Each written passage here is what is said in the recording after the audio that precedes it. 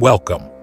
I want to invite you to pause whatever you're doing for just a moment, because what you're about to hear might stir something deep within you, something quiet, something strangely familiar, even if you've never encountered it before.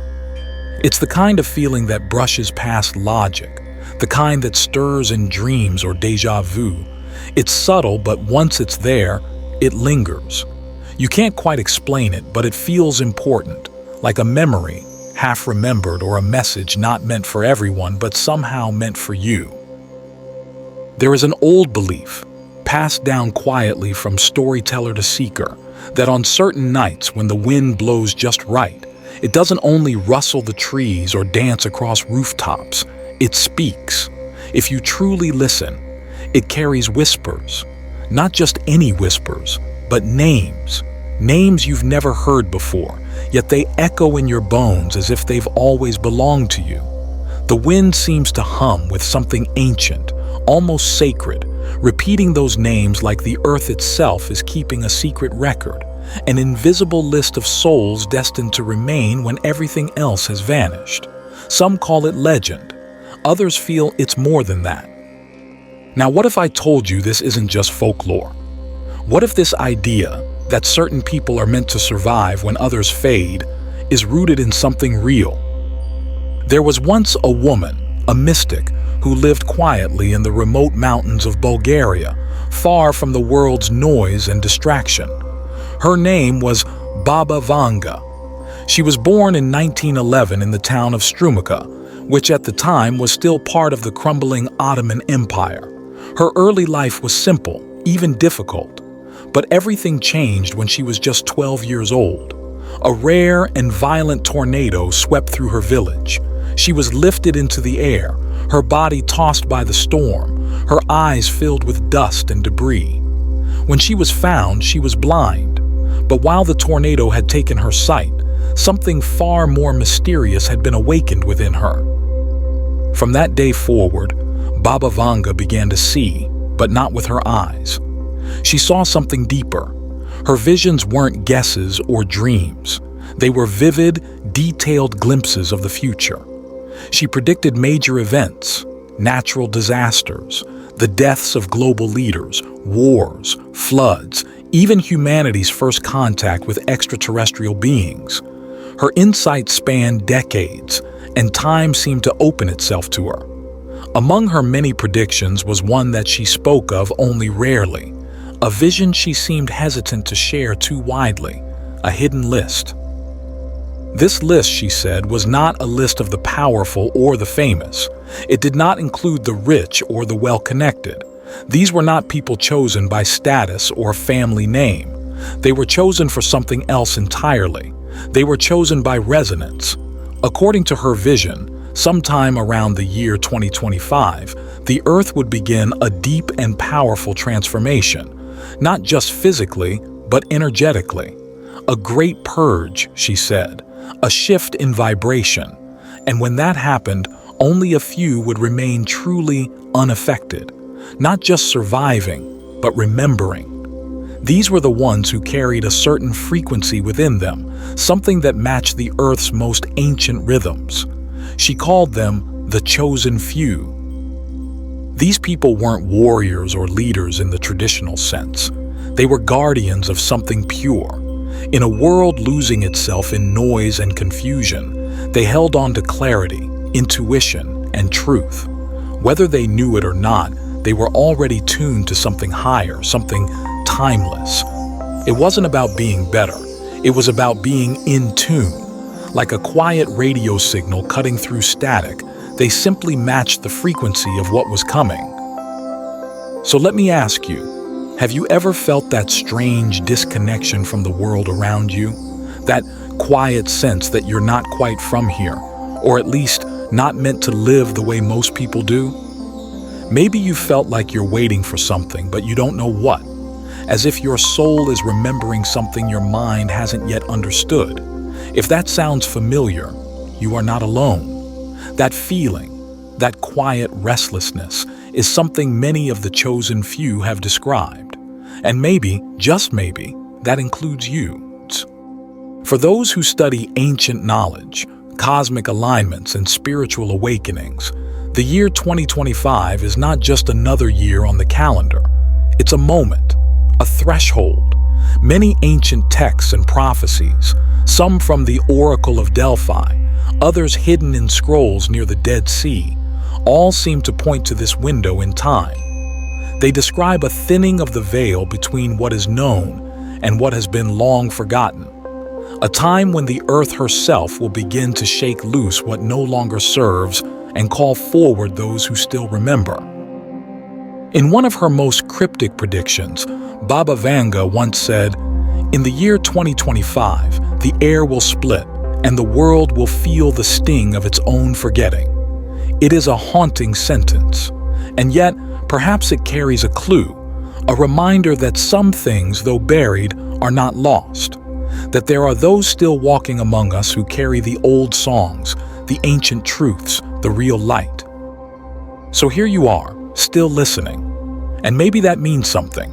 Maybe this message reached you for a reason. Maybe your name is among those whispered by the wind. Let's keep going, deeper into this mystery, together. Because of this story, it's just beginning. Few people paid attention to it at the time. However, at this moment, her statement seemed to be somewhat eerily similar to what we are already starting to perceive. She did not depict a catastrophe that involved a flood or a fire.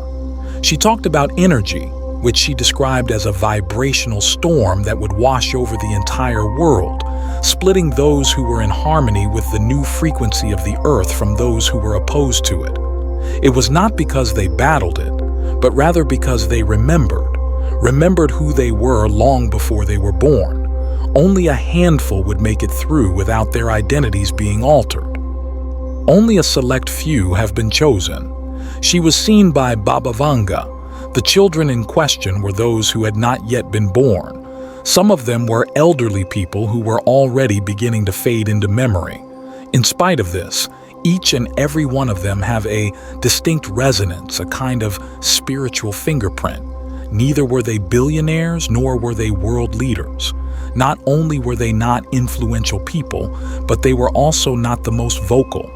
The dreamers, the empaths, and the healers were this group of people. Those individuals who discovered that the natural light of the night sky brought them a greater sense of tranquility than the artificial light of the city. As a result of being able to feel what the earth feels, those who cry without knowing why are the ones who cry. They are the individuals who, when entering a room, have an innate understanding of the emotional climate, even before a single word is spoken. They were discussed by Baba Vanga in the form of riddles. When 3 moons shed tears, a child was born to the sun that never spoke. When a woman sheds tears, animals are called upon. Someone who sings in a language that has been lost to humankind. A young boy who has never stepped on a bug and was able to communicate with trees. A man who is incapable of lying, even if it means sacrificing everything he owns. Even though she does not have any bread, an elderly woman who feeds strangers. Not at all are these metaphors. These are actual people who are living among us yet are most likely to go unnoticed. Are you a possibility among them, or a person you hold dear? Someone who has always felt different is someone you should think about right now, and then leave their initials in the comments section. Perhaps you are not the only one who is noticing the signals. Baba Vanga frequently veiled her predictions in symbolism. Nonetheless, there was one forecast that struck out as quite literal. In the year 2025, a significant test will take place. Not by means of war or starvation, but rather by means of sheer frequency. People from all across the world would experience a peculiar sense of weight, the kind of pressure that stifles aspirations. There has been a significant increase in fear, forgetfulness, and emotional disconnection. Some people might go to the doctor, get a diagnosis, and take medication, but they would never realize that the real ailment was a misalignment of their vibrations and their spirituality. According to her vision, the people who would survive would not be the most powerful or the wealthiest. Rather, they would be the ones who became the change, who allowed themselves to move into harmony with the developing energy of the world. Not via the sound of commotion, but through the absence of sound, these individuals were already beginning to awaken.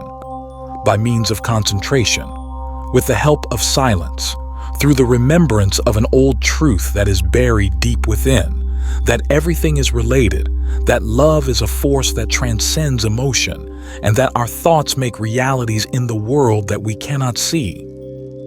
It is possible that those who are not in tune will begin to unravel mentally, emotionally, and spiritually as the frequency of the earth increases. However, those that are in tune will discover calm even in the midst of the mayhem, a sense of composure in the face of others' terror, having the ability to recognize when others grasp. Even when the storm is howling at its best, there is silence. Baba Vanga once spoke of sacred places, hidden regions of the earth that remain untouched by the relentless pace and chaos of modern life. These are not ordinary locations. They are sanctuaries, cloaked in mystery and preserved by ancient forces. She described them as places where time slows, where the natural world still speaks, and where a deeper truth can be felt. She believed that, before a great shift in humanity, a few of the chosen would be drawn to these places, not by planning or coincidence, but by an inner call that feels instinctive, almost automatic. These sacred places include mountains where the stones still whisper, forests where the wind seems to call your name, and caves that hold ancient wisdom lost to time. Though Baba Vanga never named these lands outright, she left behind symbols, sketches of a spiral atop a mountain and a circle enclosed within a tree. Some interpret these signs as pointing to the Himalayas, the Andes, or the Rhodope Mountains in her native Bulgaria. Others believe these sacred spaces aren't physical at all, but rather internal landscapes, states of consciousness that can only be accessed through deep presence, meditation, and a return to self.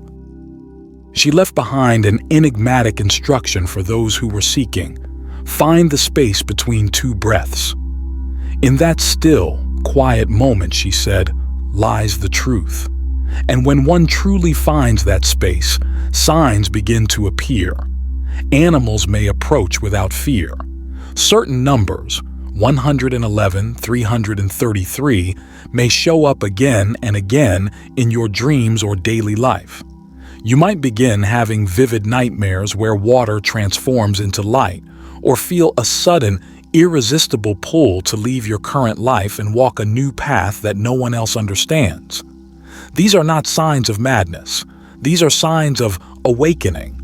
If you've experienced any of these things, know this: you're not imagining it. You may be standing on the edge of your own activation. People often ask whether Baba Vanga ever revealed the identities of the chosen. While she never spoke names aloud, a recently translated notebook kept by one of her closest followers revealed something astonishing. In this notebook, she had listed 12 specific dates. On each of these days, there was a unique alignment of solar and lunar energy. These were not declarations of who had been chosen, but rather markers, clues pointing toward those who might carry the resonance, the potential, and the pull of destiny within them. The dates are as follows: January 5th, February 18th, March 27th, April 30th, May 14th, June 9th, July 23rd, August 2nd, September 19th, October 11th, November 25th, and December 3rd. If your birthday lands on or near one of these dates, share in the comments, "I hold the thread." And if someone close to you was born on one of these days, send them this message.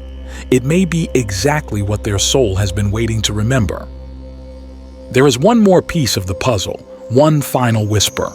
It's said that just before Baba Vanga passed away in 1996, she spoke her last words to a nurse in a quiet, strained breath. At the time, no one thought much of it, But recently, her message was rediscovered and translated. It reads, "They will walk among ashes with light on their foreheads. Do not fear the fire. The phoenix knows what to do." In those haunting words lies a message of hope. The chosen few were never meant to hide. They were meant to shine. Even in the ruins, there is a chance for rebirth. Even in silence, there is a song. And even within you, there is something ancient that remembers. If this message stirred something in you, a tear, a flicker of memory, a quiet knowing you can't explain, don't ignore it. Sit with it. Let it unfold. Like this video, if it resonates, share it with someone who might be walking a similar path. Subscribe to our channel if you're ready to journey deeper into these mysteries. And if you're seeking connection with others on this strange, beautiful road, consider joining our group. You may find that you're not alone. So, what if you are one of the chosen few? Let us know in the comments. Share your thoughts, your story, or even just a simple thank you if you feel called. Every bit of support helps us uncover and share more hidden truths for those who are ready to remember. Until next time, walk gently, breathe deeply, and never forget, the thread is in your hands.